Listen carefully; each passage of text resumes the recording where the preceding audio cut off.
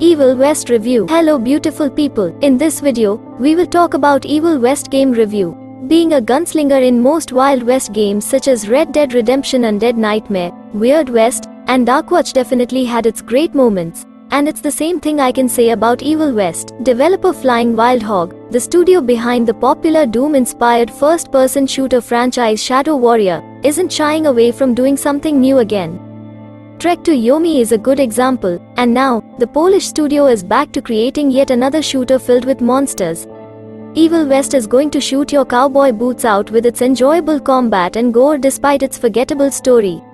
As you start off your 13-hour linear adventure in this alternate 18th century Wild West, you're in the boots of a monster slayer agent named Jesse Rentier.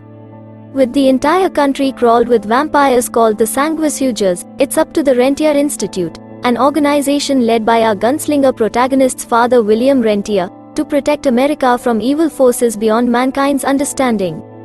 Threatened by mortal men's advancements in technology, the vampires look to strike before humans can progress and create weapons that will eventually eradicate them. The story about the battles between mankind and vampires has always been cliché. You may expect the plot to derive inspiration from films like Van Helsing and Underworld, but it's as simple as just the vampire covenant trying to thrive and feed on humans. The writing drives the game's narrative to something interesting at first but steers away from being consistent to keep you engrossed.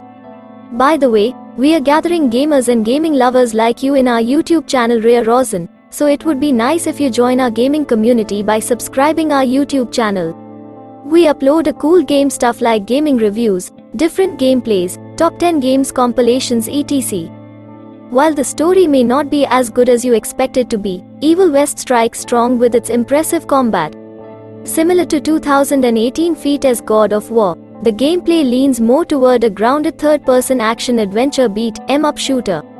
As Jesse, you can punch monsters' heads out of their bodies with his electrifying Rentier gauntlet, pull out a 6-bullet revolver and shoot like a true cowboy, and hit enemy weak points with his deadly rifle. To make the game's combat even more enticing, you won't have to worry about picking up ammo. Instead, you simply have to wait for a quick cooldown that acts like a reload time. It's a nice trade-off to keep the combat pacing consistent and enjoyable. You also get to unlock other tools and weaponry as you progress through the story, like the crippling rod that stuns enemies within a specific radius, a close-quarters sawed-off shotgun to break enemy shields, and a flamethrower. During combat, you can effectively use all of them when the situation calls for it. You can combine melee and ranged attacks to strike a beautiful and satisfying combo, like when you need to dash through an enemy, launch them off the ground, and sink bullet holes in them with your revolver. As you're engaged in battle, Evil West pits you against a wide variety of monsters. From regular human goons and suicidal exploding monstrosities to huge brutes with spiky shields and mutated man-bats, you're encouraged to use all the abilities and weapons to defeat them, as each encounter with enemies is certainly overwhelming at times. You can charge up your gauntlet to uppercut enemies and launch them in the air, followed by a gratifying powerful air punch that throws them to environmental hazards or to other enemies. Using the zapper pull to bring enemies closer to you for a mighty gauntlet punch is quite a sight, and executing a finishing move on dying enemies is satisfyingly fun to watch. You can even perfectly time a block to electrocute adversaries for a follow-up attack. Plus, you can obliterate any enemy with the gauntlet's supercharged ultimate ability, making Jesse insanely fast and giving each punch a huge UMPH. Upgrades play an important role, as without them means you won't be able to take down enemies quicker. Weapon and tool upgrades can be done by leveling up and purchasing them with in-game bucks. While you get perk points and 2000 bucks every time you increase your level, looking for in-game cash for upgrades is disappointingly tied to the limited crates, chests, and pouches that are scattered throughout the chapters.